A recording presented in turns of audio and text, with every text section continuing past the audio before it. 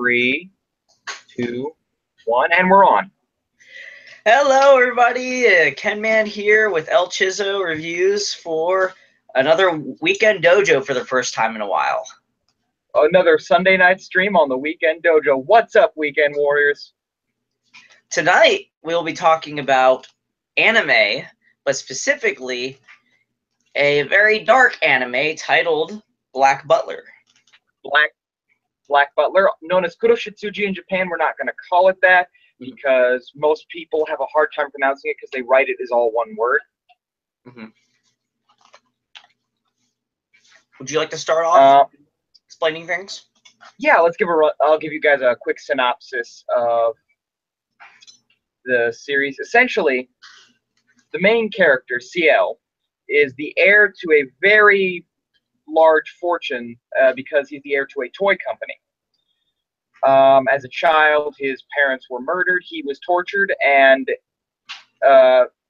in his frustration and desire for revenge, he summoned a demon, Sebastian, who became his butler and now helps him seek his revenge. Mm-hmm. There are many very interesting characters that work in the Phantom Hive manner. That's his name, CL Phantom Hive. And briefly, we're going to just kind of give you the rundown. Essentially, it's your typical contracted demon story. CL is your typical rich kid with an attitude problem, but he's clever enough that he's endearing. Mm-hmm. Do we want to talk? Can we, since we were the part we mainly remember is the first story arc? You want to focus on the first story arc? Yeah, why don't you go take us away on that? After we basically brief PSA, ladies and gentlemen. Energy drinks are bad for you, but I'm tired. Mm-hmm. Thanks, Captain America. Okay. I won't. This is a major spoiler if you've never seen Black Butler and plan to get into it. But how it starts, after the character introductions of the first few episodes, we get into the story arc called the Jack the Ripper. This is a very interesting spin on the Jack the Ripper legend or myth. I think it was. Well, it wasn't a myth. It was actual murders. It was actual murders. Yeah, the Jack. They never found out who Jack the Ripper was. Yeah, this is a very interesting spin on the Jack the Ripper murders from the 1800s in London, where CL Phantom Hive and Sebastian are witnessing are investigating the murders of several prostitutes who have been randomly killed throughout of London. And at the same time, he's getting visits from his aunt, Madame Red, who found out that CL was alive and is now constantly visiting him and all this because she has one of her family members in her life again. As the story progresses, we find out Madame Red is Jack the Ripper and is killing all these prostitutes because of her jealousy that they could have children and she could not, and they're taking advantage of it just for money, pretty much, and getting abortions. So, but the reason why she can't have kids is because she of a miscarriage accident with a horse wagon that crashed that she was in with her husband. Her husband was killed in it. Her being the only survivor of it, with her baby being smashed and all that. It's pretty gruesome. So, it got pretty gruesome. It was very verbally gruesome. It wasn't visually gruesome because it didn't show it. But she's just extremely jealous of the fact that they can have kids and choose to kill their kids before they're born. Or that goes into a topic we don't want to really touch on because it's kind of morbid. Yeah, it's very morbid. But you get the idea. Do you think you could turn my volume on your end down a little bit? I'm picking up the feedback. Yeah. Is that better? Let's see.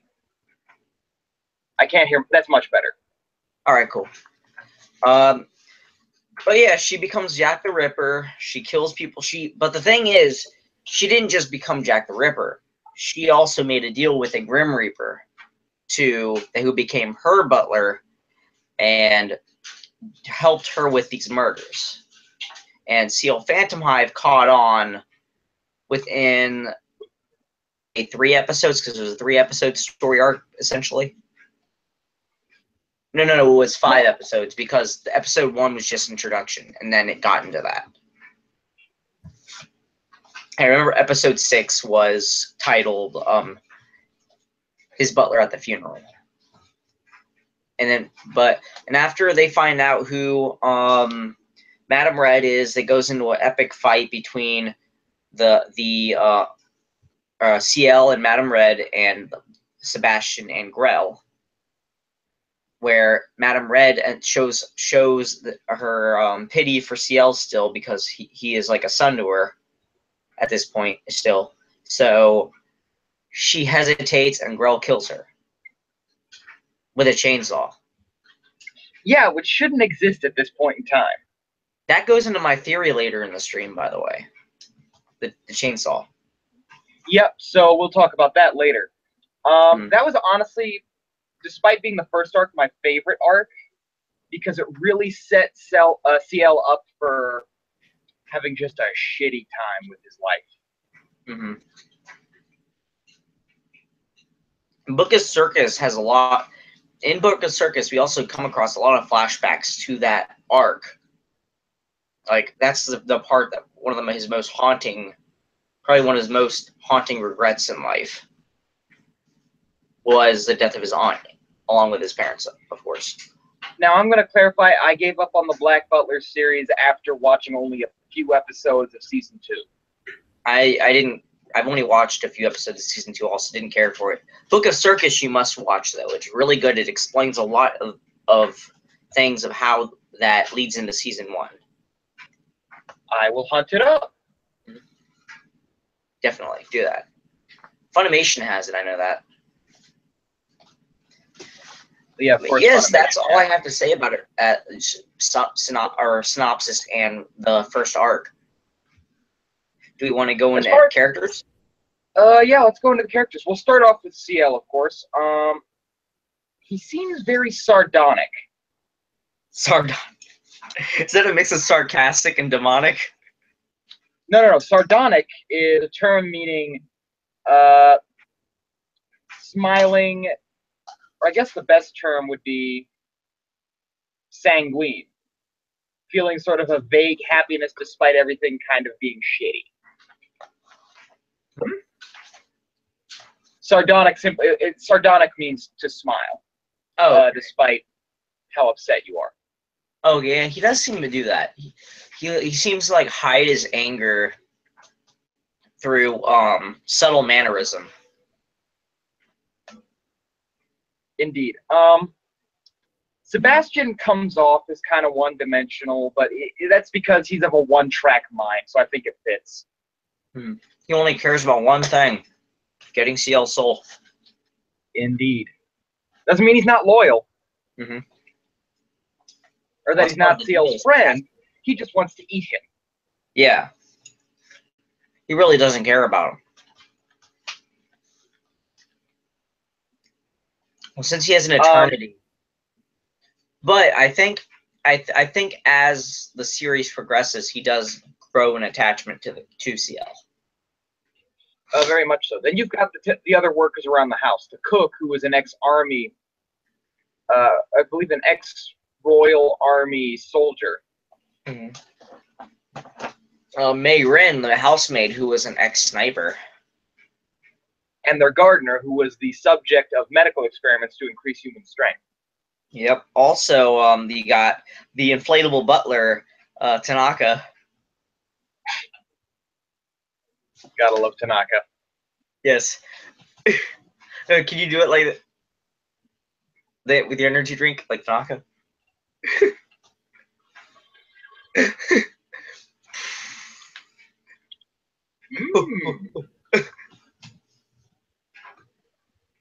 You sound like Professor Oak for a second there. Wonderful.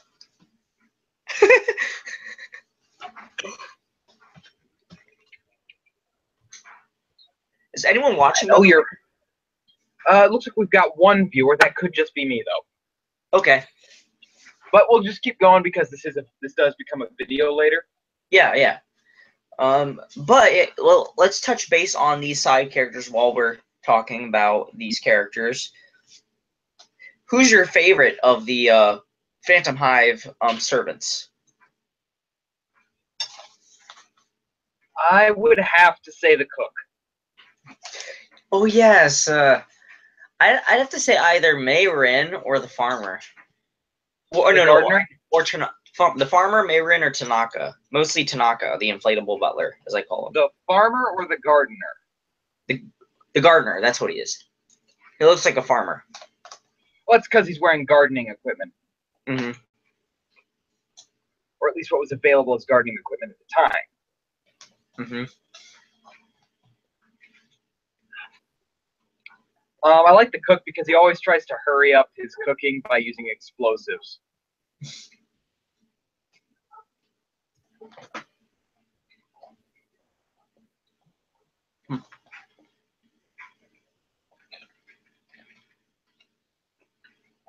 I agree. I mean, he's not my favorite, but I do like that part about it. It's funny that he uses explosives. Yeah.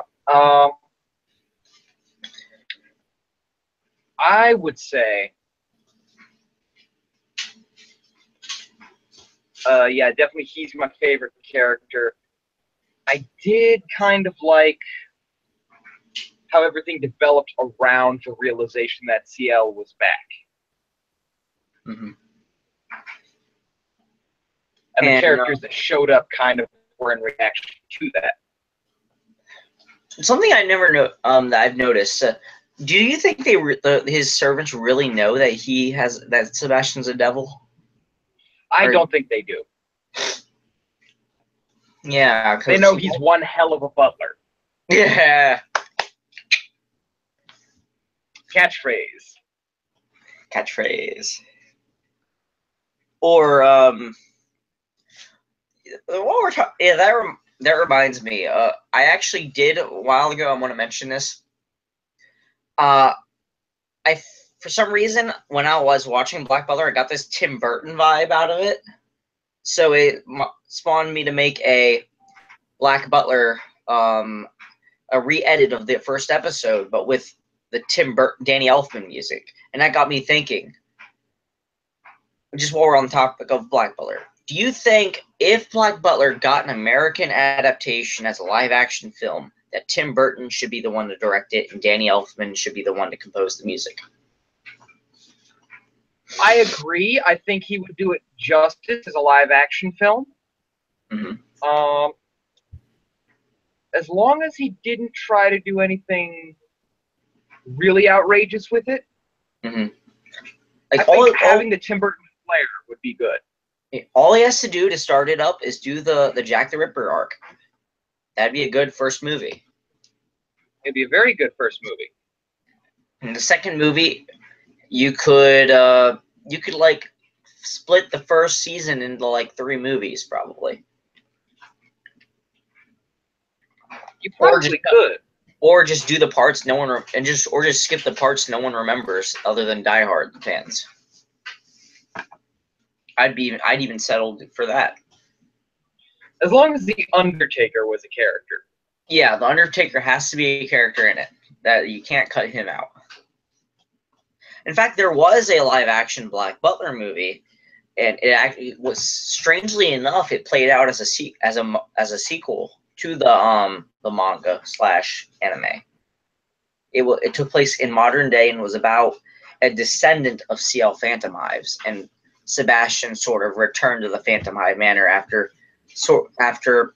she was kidnapped by an occult. Also, the descendant is a woman and her girl, and she pleaded for pretty much pleaded for her life and accidentally summoned a demon then that was in the room already for the ritual ceremony, and she made a deal with the demon, and now she works for the Queen's Watch, or the Queen also now as a boy. That You'd have to sounds watch about right. It's a Japanese film. I don't think it does not. It's not really a. I mean, it's technically a tokusatsu because it has special effects and it's Japanese, but not under our. Having Okay. special effects and being Japanese is not necessarily qualified as a tokusatsu. Yeah, I'm saying it's technically because a tokusatsu does mean definition of toku. Yeah. Well, you see, tokusatsu is one of those terms where it has evolved over time.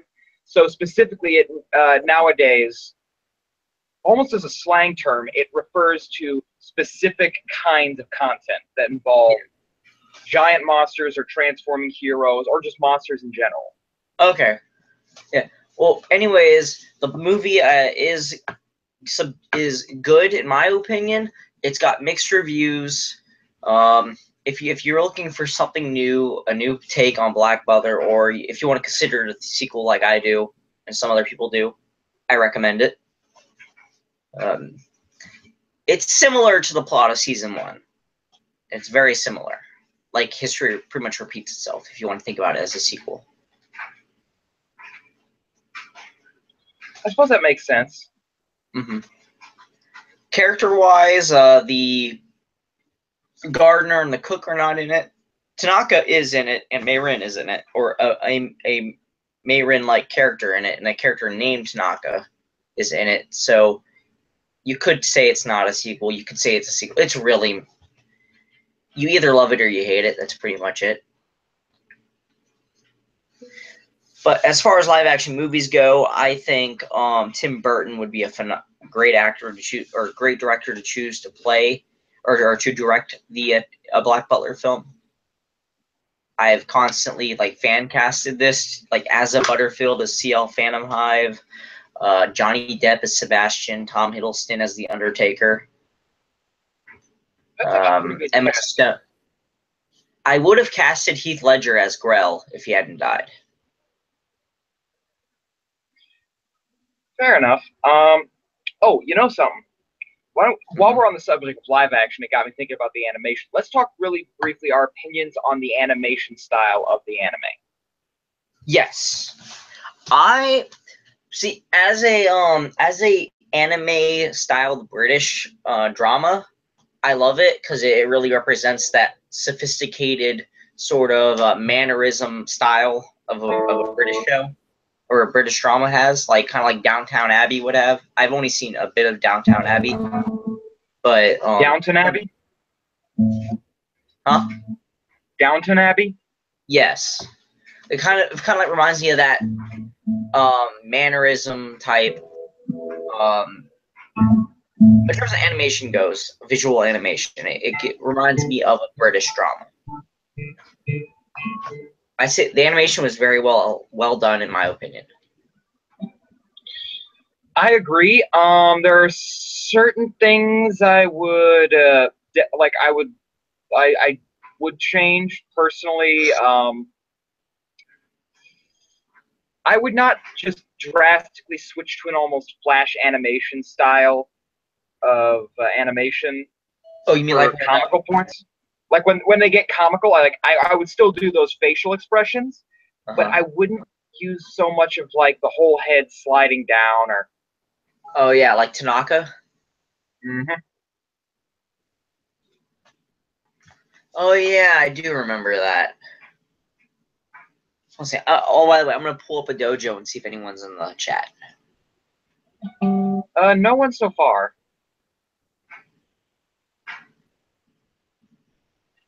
While he's doing that, I guess I'll just do a little picking.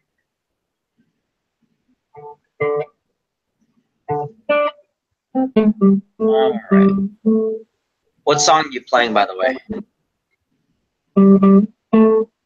Nothing in particular. Okay. Dojo. Nothing in particular. Okay. All right, I got it up now. I'm checking the chat. No one's in yet. Okay. Back on topic. Okay. Do we? So, Yes. animation style. I would definitely use the whole comical facial expression thing. I would just not use that animation technique. Okay. Other than that, I really don't have any complaints. The shots were dynamic, the lighting was beautiful, and the animation models, the characters, sorry, not the animation models, but the character design was phenomenal. Mm-hmm. What about when Sebastian does those moves, and it's just a still of him in the center while the background is moving? Would you change that at all? I would probably change that. I would include maybe one or two of those, but honestly, I would want to see more of his movement. But that would have raised the animation budget even higher than it already was. Mm-hmm. I don't know if they could afford that. Can I jump? I think we've pretty much discussed all we could about characters and animation style. Do you want to jump into a theory? Maybe. Let's talk about the music really quick, actually, because music. Unique style. It is almost the violin. I guess you'd call it visual K. Someone's on. Let's see here. Entertainer's Warehouse says he's here for the stream. Awesome, dude. Glad to see you on. We are talking about the anime Black Butler. Anyways, yeah, but we were talking about the music. It has that. How do I describe it? It has a very classical violin-ish type theme to it, with a mix of jazz, kind of like Kamen Rider Double has. Yes, for the most part. Their theme song, Monochrome no Kiss, though, is very much a visual K style of singing. What do you mean? Can you please elaborate on that? Well, visual K is kind of a Japanese genre of metal. Sometimes it does involve screaming. I have heard some people refer to songs without screaming in it as visual K, though. So that's what I'm classifying this as, because it does remind me very much of certain visual K pieces I've listened to. I've heard it. I've heard it monochrome because I have the Plique version of it on my iPhone. And so the English version is pretty good too. I used to have the Japanese version for a while. I don't know what happened. It was on an SD card, and this was like before I had a phone. I listened to it on my DS. Cool. Entertainers Warehouse. Wait, are you talking about Japanese animation? Yes, we are. We are talking about anime. Yep, anime. Really good anime. Black Butler, to be specific. Oh, we got 3 viewers now. Oh, yeah, that's me, you, and Entertainers Warehouse. Okay, so it counts us as viewers, too. Yeah, if you want, since we have plenty of time to go over stuff, we covered Black Butler pretty short, too. We can do various other animes in the genre. And you can pitch some. Let's cover your theory first. Yes. Well, yeah, so I want to give quickly what your theory is, and then back it up with my theory. My theory is that Grim Reapers are from the future, and that they are capable to time travel and are stationed in certain time sectors to take care of souls in those timeline points. Now, to back this up, you have to have watched more than just season 1 to see this, but where the Grim Reapers are working, like where they get their orders from, is a big corporate office building in the center of a city that's in like 21st to maybe 22nd century. It looks like something like just a modern big city that they're in, and they have they're all dressed in like modern professional modern day clothing, except for Grell, because but and then they go through this big door that has like a big white light, and then they're in the time period they're stationed to. That's my theory, but that's how it's supported was based off of the visuals I just gave you. With the door, they go through that door from pretty much, I think that door is a time machine to where they're supposed to go. Or that the door Reapers are very mechanically inclined as well. Huh? You cut out there for a second. What did you say? The Reapers seem to be, the Grim Reapers appear to be very mechanically inclined as well. They are very. William T. Spears has this big grappling hook that extends out, and it looks very complicated to use. Grell has a freaking chainsaw. Ages before the combustion engine was used. Yeah.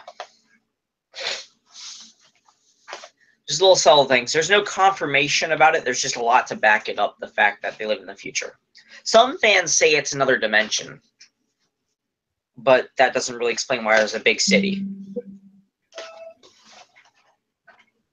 I suppose, since it could just be a theory, but it's a very well thought out theory, and it definitely seems like you put a lot of consideration into it, and you analyze the situation a lot. Mm-hmm. I made a really long post about it on the Black Butler at Mino also.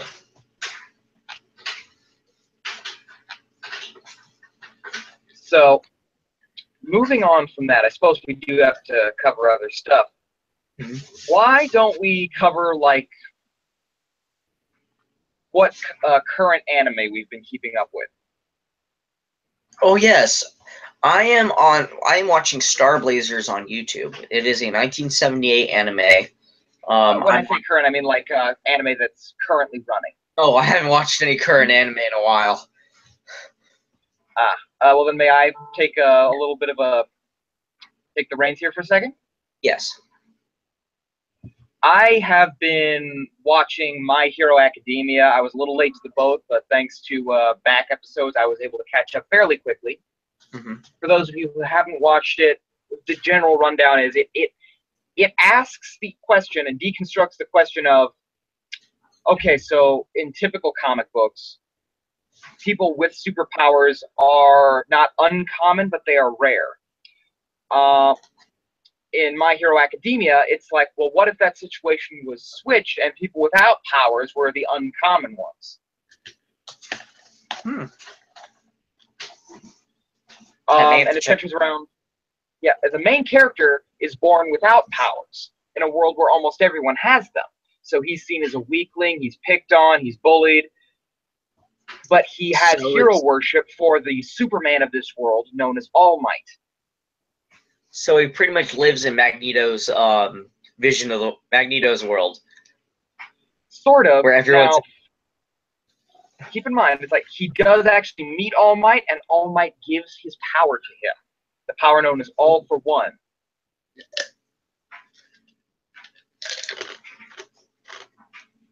Okay. Which allows him to stockpile power so that he is essentially, again, Superman.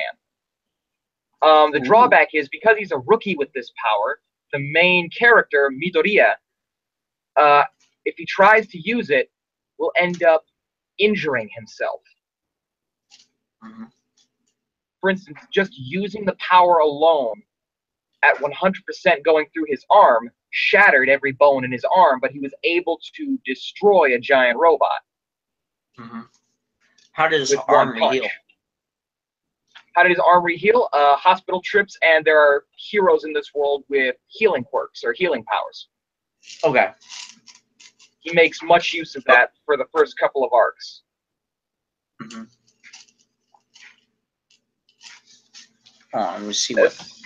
So essentially, with this new power, his desire to become a hero grows to him enrolling in the #1 hero school in Japan, UA. So, which is, his Hero Academia. You start meeting people with other quirks, people who've grown up with quirks, while he's still just kind of figuring his own out. And he realizes how, even though he's got powers now, his experience is what puts him at a disadvantage with having powers. But he makes up for that because he is such a big fan of hero worship, or he's such a big hero worshiper. he analyzes and writes down all the potential uses and drawbacks to everyone's quirk that he meets, and uses that to strategize around them while hardly using his powers. So kind of like Batman? Not so much, kind of like Batman if Batman had super strength that he hardly ever used. No, but like Batman is very paranoid and tends to come up with ways to defeat someone in case they turn bad. Not paranoia. He does this purely because he thinks the quirks are cool. Oh, okay. So it isn't finding out a way to defeat them? No, he's just writing it down as a hobby. Oh, okay. It's an excellent anime. I definitely recommend you watch it. It appears to be in a similar vein to Little Witch Academia, which I have not watched. I think it's the same group, though. What is academia? Academia, as in academy or schooling. Oh, okay. So My Hero Academy. Okay. Well, academia meaning the stuff you learn, or the process of learning. Okay. So, essentially, the idea is like, to translate it into very simple English, it would be my schooling on being a hero. Mm-hmm. Instead of using big, fancy, three-syllable words. Interesting. Actually, academia has 5 syllables, but that anyway. So it's an astounding anime.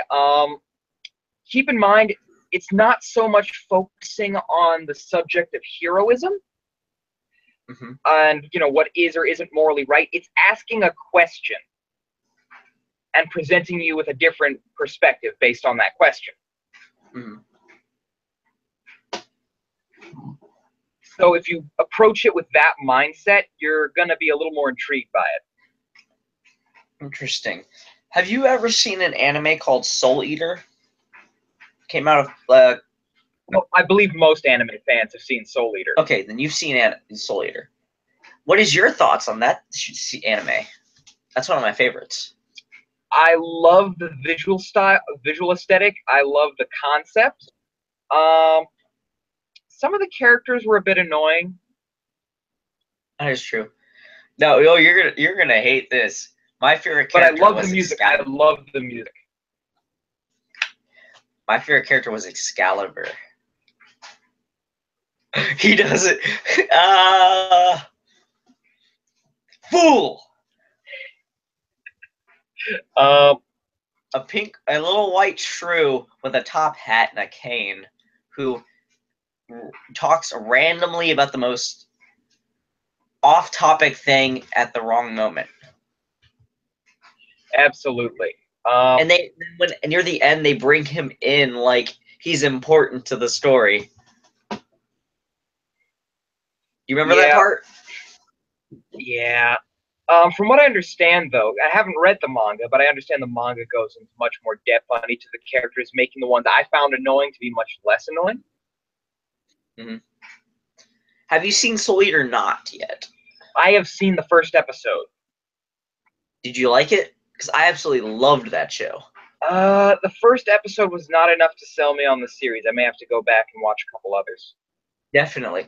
Definitely focus on the character Tatane Meimei. She is a very forgetful. She's the one that sort of is the running joke, is the comedic joke of the show, because she's like that perfect looking anime girl, but she's like very clueless to everything. Oh, so she's the klutz. Yes, she's the one with the ribbon on her on the side of her hair. She wears a shirt. Yeah. And she's, in my opinion, she's the highlight of the show. She actually does become a main importance to the series later, and we find out why she has that forgetfulness. I see. I don't want to tell you why, because it is important later in the series, within like episode 9, because it's a 13-episode show, right? Or 12 or 13. Those are usually pretty good. Definitely check it out. Now, a lot of Soul Eater fans will say they hate it Honestly, I think they're just lying to themselves because supporting the original. But I saw a lot of good in it. Well, Soul Eater Not was essentially, it's like it represented almost none of the characters, from what I understand, none of the characters that they grew to know. Right. It was about new characters. It wasn't supposed to be about the characters from Soul Eater. It wasn't. They Very just true, they had but it's cameos. But it's like watching Agents of S.H.I.E.L.D. with cameos of characters from Marvel. If that from makes sense. the Avengers and whatnot. Avengers, yeah. That's what it's like. You're not. Those characters aren't supposed to be represented there because it's not about them. They can have subtle nods to the characters of them showing up, but no, it's not supposed to be about them at all. Yep. If you look at it in that sense, you will enjoy the show. If you look at it as a tribute to the original and a prequel that has the characters in it, it's not. It's just a prequel that has the characters in it, story. But does not. Yeah, side story. All right, well, I'll give that a look. Can we talk about just like my favorite song in that series? Oh yes. Let me guess. Scandalous. Is your favorite song "Resonance"? It's Scandalous. Scandalous. Which part of does that play in? It's Soul's theme. Oh, okay. It's got the bongos going on, and it's got the whole jazzy art, like hip hoppy kind of thing going on. Mm-hmm. It plays in the first episode, doesn't it? Plays in the first episode. It kind of plays whenever Soul shows up in someone else's episode. It has that like harmonica beat to it. And no, it's very bassy, and it's got the bongos and the. Mm-hmm. I'll have to look it up. I think I know what you're talking about. It's very good. I try not to really get into anime that center around a logo. Sorry. It sounds like an alarm. That was. I turned it off. Like, they really tried to sell Soul's logo in that, in that anime, just like they tried to sell the. It's one of the reasons I'm not terribly invested in One Piece because it's very logo based. It's why I fell out of interest with Naruto. It's why I fell out of interest with Dragon Ball for a long time. I'm just now getting back into Dragon Ball. That's actually you brought up One Piece and their logo. Do you think that Gokaiger copied One Piece with that gimmick too? Because Gokaiger, no, because every Sentai has their own symbol. Yeah, but their logo is pretty much slapped on all their products. Well, yeah, but so is like the Sentai logo of every Sentai. Oh, that's true. I guess just. However, with Sentai, that's another thing. I don't watch Sentai so much anymore. For a similar reason, but I am actually kind of liking Q Ranger. I need to actually pick it up again. I've let it sit for a few episodes. Mm-hmm. Now, have you looked up Star Blazers yet, the anime, or tried to watch it, Space Battleship Yamato? No, I think if I'm going to do that, I want to watch it with my dad because he actually grew up with that. Oh, okay. Definitely watch that with him and tell me what you think. Maybe we can do a stream on it at some point. I really want to hear what you think. 'Cause I'm loving it so far. I even met Amy Howard Wilson, the voice of Nova, at a convention a few months ago. And I did the pose with her and got a picture. All right. Actually, let's not drift off into Tokusatsu just because we have a stream for that, ladies and gentlemen. You missed it last night, but it's coming up. It's coming up again on Saturdays. That's why I changed the subject to Star Blazers. I think as far as I just remembered an anime you may have grown up with. Zoids? Yeah. Zoids? Zoid Zero. That was 2002, right? Yeah. I grew up with the same Zoids. Because the 0 was in the... Wasn't the Zoid 0? The 0 was where the O was, or something. It was a different color. Something like that. It had the Liger 0 in it. Yep. Liger 0. That was the... Which, by the way, is a horrible representation of Ligers. Firstly, they shouldn't exist. They are a product of captive breeding, and they are probably the largest, most docile, most sickly big cats in the world. But yeah, on Zoids, I did have a Zoid. It was this big. It was like a T-Rex Zoid. I don't know if it was from 0 or not, but its shape was like the Tyrannosaurus Rex. I could never get that together. It was so hard. It was like motorized, but it was so hard to put together. That sucks. Did you ever have any Zoids? No, I was too young at the time to have model kits and whatnot. And, you know, put it together yourself stuff. Your video is frozen, by the way. There you go. I didn't actually get into model kits until, like, late middle school. Oh, okay. You were going to say something before I brought up Zoids. As far as, like, old 70s and 80s mecha, I would have to say my favorite is Golion or Voltron. That's a good one. Because I've only seen... Go ahead. I've only seen the reruns of Voltron on Fox Kids back when it was on there. I believe it was Fox Kids. I am right? It was Fox. It was one of the kids' channels playing back then on Saturday mornings. Back in the late 90s, early 2000s. Boomerang? Okay, maybe it was Boomerang. Maybe it was Boomerang. I remember watching Voltron when I was younger, though. The old Voltron from 84, I want to say. Or was it 87? Actually, moving away from anime and going into cartoons, my first exposure to He-Man was the reboot series. Yes. The reboot series where we see how Skeletor becomes Skeletor. And we see, like, He-Man go on this quest to gather armor. Mm-hmm. It's a reinvention, and it happens a lot. Actually, come to think of it, if I may interject here, Voltron gets rebooted twice. Mm-hmm. He-Man gets a reboot.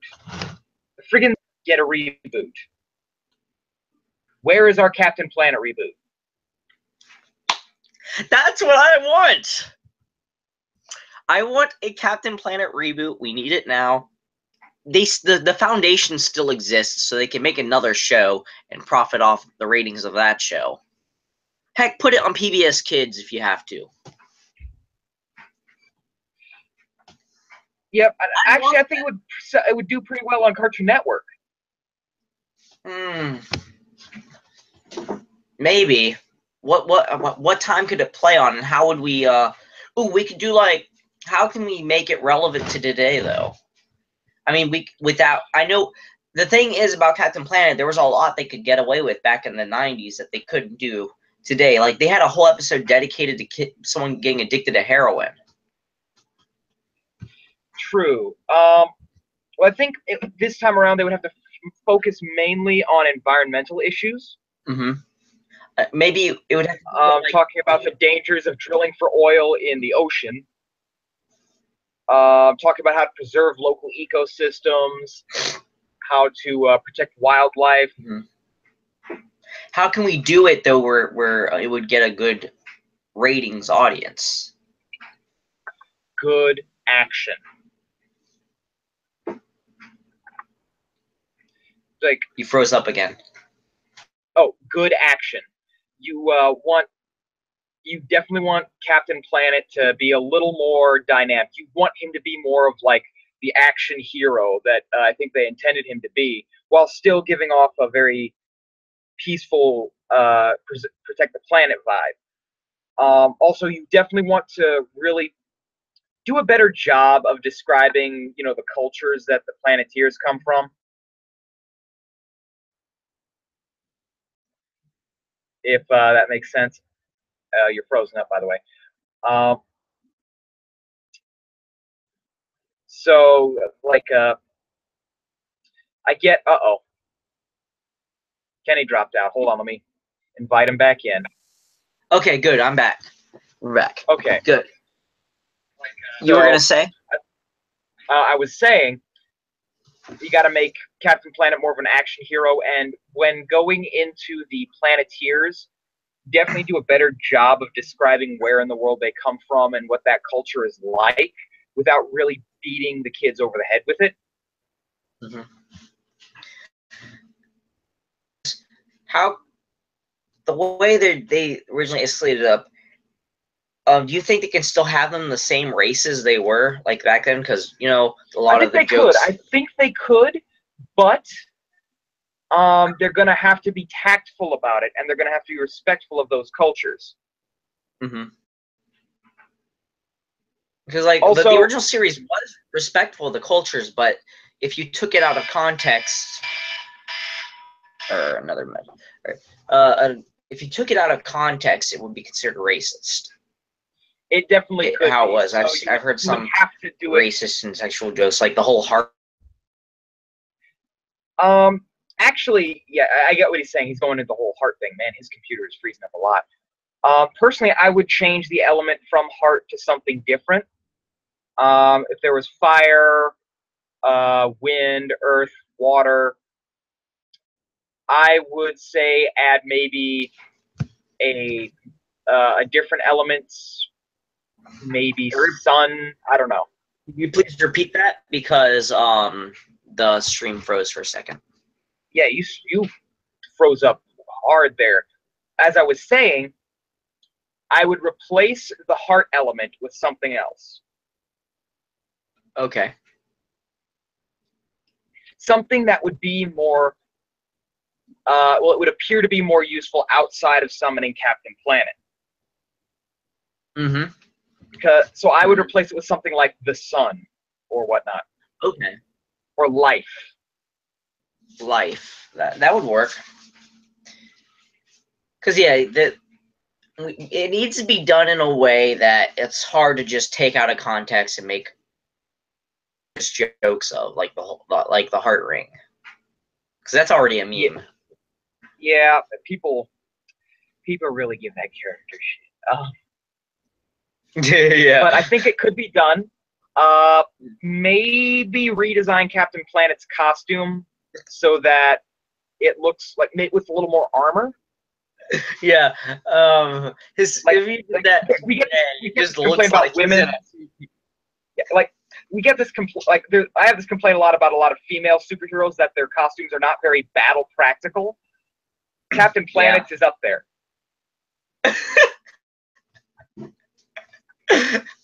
I was actually playing WWE 2K 2014, and I made Captain Planet as my wrestler. Got boots. I got a two-piece, like a really small shirt that like goes up to here. I made the logo on here. That reminded me of that. Yeah. So I would bring back Captain Planet. If you could revive any of the 80s cartoons, what would you revive? Tunes. Huh? G1 Transformers count?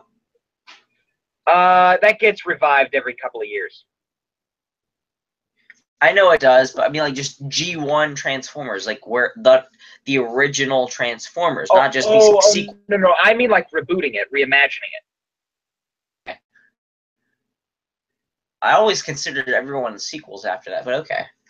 Well, because they're restarting the story, so it's not continuing after it ends. It's a reimagining.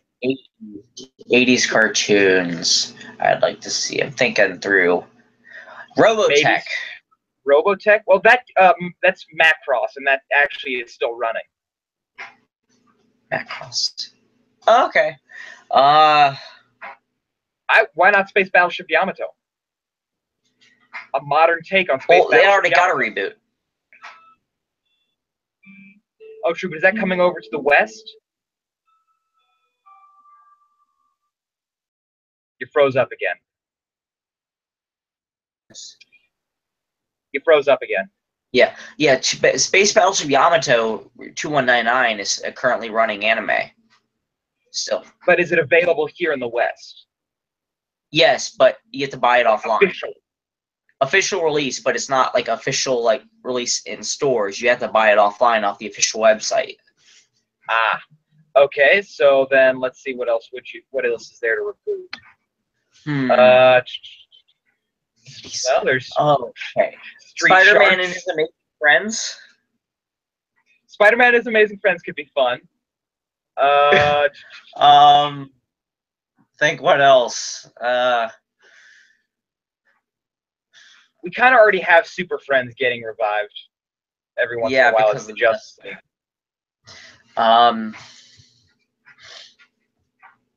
Other 80s cartoons. I know the big ones like the Mario Brothers show. Wasn't that 80s or is that 90s? The Super Mario Brothers Super Show? Yeah. That was more that was like late 80s, early 90s, I think. The Super Mario Brothers Super Show needs to get revived. You'd have to talk to Nintendo about that because I don't think they want to repeat that. But do it good. I mean, I loved it. That was part of my. It was a precious part of my childhood watching that. It was hokey, man. It was hokey, but I enjoyed that about it. It was over the top, preposterous, and stupid. I loved it. For all the same reasons I love anything. That reminds me, revive Kablam. Kablam? Kablam. That could be fun. That could be fun. I mean, I want Prometheus and Bob brought back. The alien and the caveman. Oh, Mystery Science Theater's back on Netflix. Oh, they are? Well, there's a sequel series now. What movies do they do now? The same kind of movies. Oh, cheesy bad old movies? Uh-huh. I'd like to see them do so for some reason, I want to see them sit in on The Dark Knight and try to tear that apart. Maybe some point in the future. Let's see, what's a good old 80s cartoon that could stand to be revived? Ooh, I had it in my head. Space. Oh, no, that was 70s. Gotcha Man. Battle, but there was a 70s one called Battle of the Planets. Gotcha Man already got revived as an anime. It did? When? Uh-huh. When? Just a few years ago. It just didn't get released in the West. Oh. Cry. Teardrop. That's weird. Oh, like, what about a reboot? Go ahead. Oh, that's weird. A lot of the really, really popular 80s cartoons that came from Japan aren't, when they get remade, they don't bother releasing it in the US to. Is it because all those fans are grown-ups now? I think it's because all those fans are grown-ups now. Entertainers Warehouse. Yes, this is my one of 3 guitars that I own. This is my electric acoustic, the Ovation Celebrity Standard with a natural finish. Mm-hmm. Yeah, that is cool. But what were you gonna say that they should revive? They should revive, and not as a live-action movie this time because that was horrible. They should revive Speed Racer. Yes, Speed Racer. Oh, you didn't like the movie? I did not care for the movie. Okay, I guess I just haven't seen enough of the original Speed Racer to judge it by the plot. It's your typical whiz kid racer who has like a mysterious enemy that's actually his brother. It's your typical 80s anime fare. Uh-huh. I actually wanted to see the movie because I wanted to see Racer X actually reunite with his family. Does it happen in the anime? I don't think so. But that's why I'd like to see it revived. I would love to see a good racing show that focuses mainly on this is a race. It's it's not like a fight for the universe kind of deal. It's all racing. Yeah. Oh, like Initial D. I've heard of Initial D because of a game I do like Initial D. I came across Initial D because of Drew Wario, and then I liked racing, so I looked it up. It is a good show. But what I mean is like it is still sci-fi. Speed Racer. Okay. So it would be sci-fi, but it would also be focused mainly on the racing, and I wouldn't want it to focus on like, hey, the world is in danger and we have to race to save it. No, it would be focused just primarily on the aspect of racing. Mm-hmm. Yeah. So like not like Hot Wheels World Race, where like those Hot Wheels movies where they revolve it around saving the world or something like that. Yeah, not like Accelerators and not like Battle Force 5. Battle Force 5. I remember that. You're bringing me back, man. You remember World Race? Now that we're on the topic of racing. That was hype. That remember the hype for that? Back the Hot Wheels craze? The hype for World Race? And those McDonald's toys you'd get that were really cool back when McDonald's made good Happy Meal toys. Oh yeah. Well, did McDonald's stop making good Happy Meal toys, or did we just grow out of them? It could be one of two things. I mean, I still look for I still collect Happy Meal toys whenever I can find decent ones. For I judge based off of quality and look, not based off of nostalgia. Because I'm still interested. Are you sure nostalgia doesn't play a teensy part in it? Little bit. I plead the fifth. I plead the fifth. Tiny little bit. I plead the fifth. I judge off of quality. Entertainers Warehouse says, I used to eat McDonald's when I was a kid. Yeah, it's been a while. Like, the only time I ever eat, like, fast food anymore is usually when I'm on a road trip. Now, proof of why I say quality. A few months ago, McDonald's released some Nintendo toys, and they actually looked really good quality McDonald's toys from like what I remember. The figures were actually good. They came, like one came with Mario in a tube, or in a pipe. Yeah. I'd actually wanted those. Too bad that I wasn't buying Happy Meal toys at the time, so I kind of lucked out. But I always keep my eye out for Happy Meal toys when I'm in a thrift store. It's a fun hobby. Yeah, definitely. Dude, you should mount like a shelf on your back wall and put your McDonald's toys collection up there. I should. In fact, I might just do that. That would be epic. Just try not to bang your head on the shelf. You might have to switch forward a little bit. I just put it right here. Yeah, just like a single shelf and put your McDonald's toys up there. Yeah, definitely. But only the really, really good ones or the really interesting old ones. Yes, like remember the McDonald's Transformers that were like the milk carton, the chicken nuggets and fries? Yes, or like the little hidden gadget Happy Meal toys, like little Happy Meal box that folded out into a computer that read like those weird color cards. Or the little Sega arcade games. Oh, I still have some of those somewhere.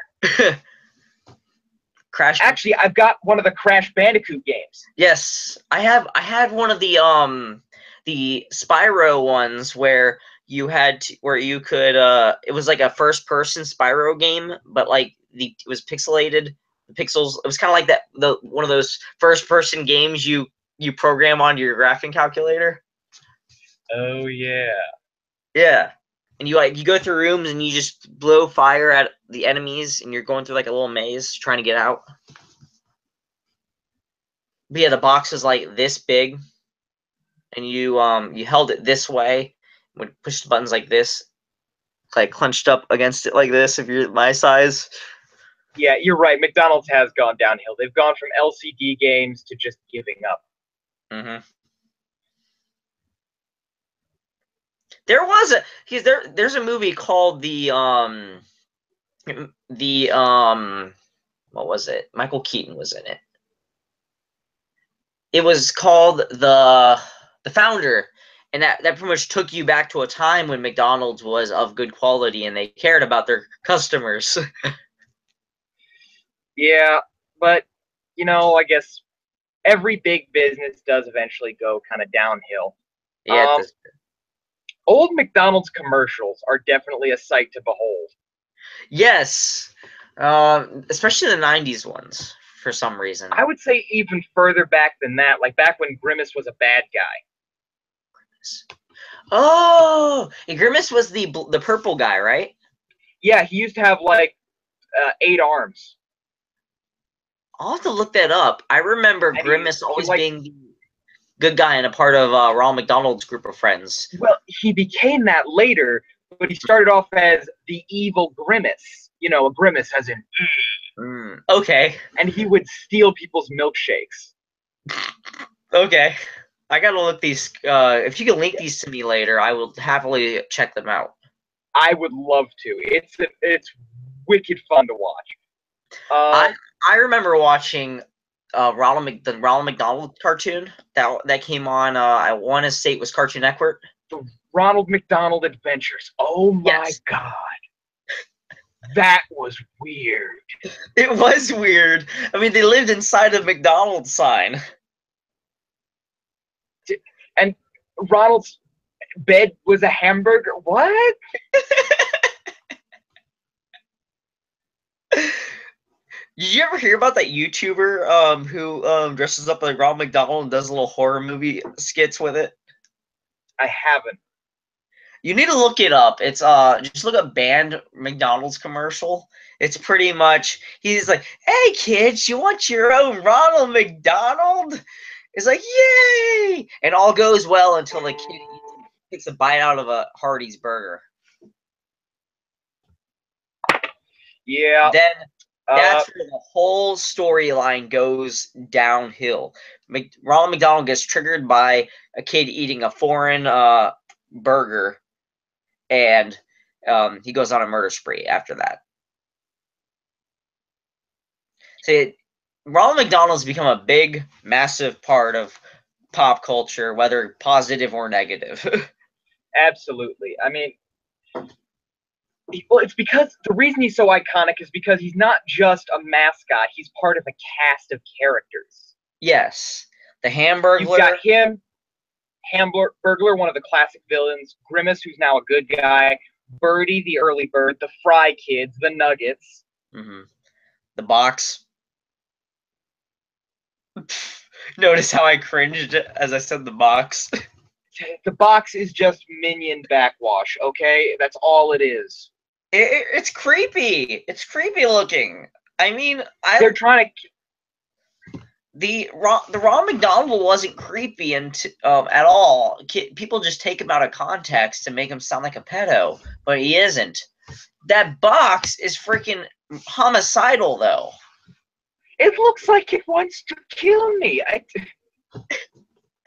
I can't sit through a Happy Meal commercial anymore whenever I see that box.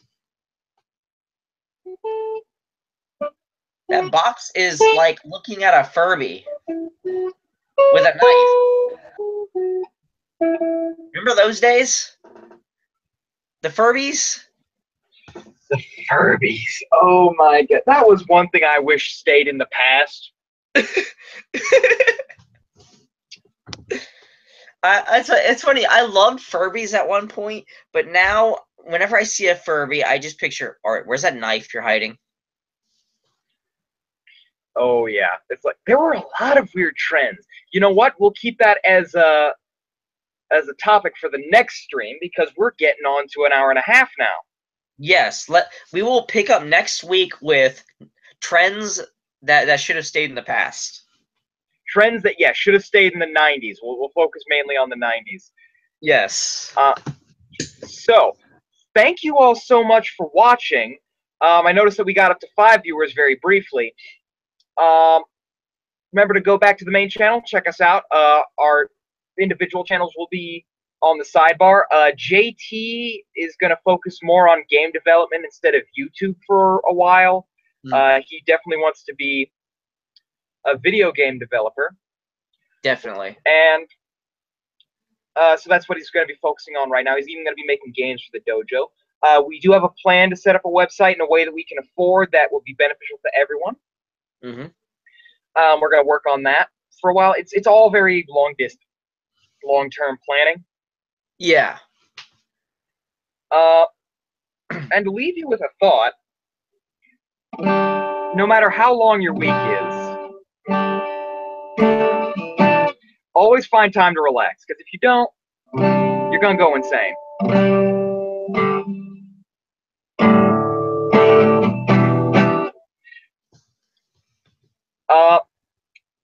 And remember that how your time is spent is entirely up to you.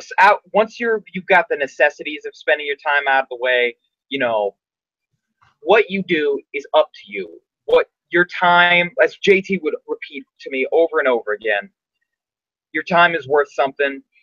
Treat it that way. Don't let someone, you know, drag you out with nothing, with no intention of compensating you for spending your time. And remember to just, even if you're not stopping in on the dojo every week, even if you're not seeing every single stream, know that we've got something here for you if you've got literally nothing else to do. Mm-hmm. Definitely. We're always here at the Weekend Dojo.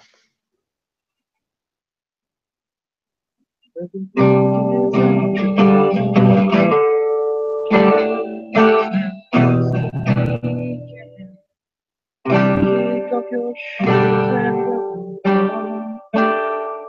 to the Weekend Dojo.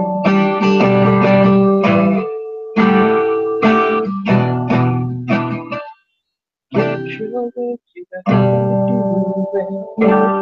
Welcome back, we've been waiting for you, yeah. Go get your stress until Monday. Your job is done, it's time to play.